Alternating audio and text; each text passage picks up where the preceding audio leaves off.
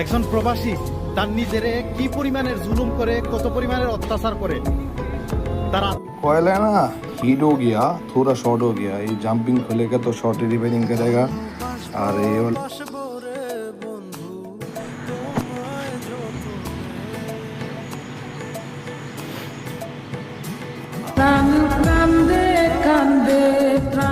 জানি না এমন কি ভুল করছি, আমার কপালে শুধু দুঃখই লেখা। খোদা, দুঃখ দেওয়ার মতো অনেক মানুষ দিলা।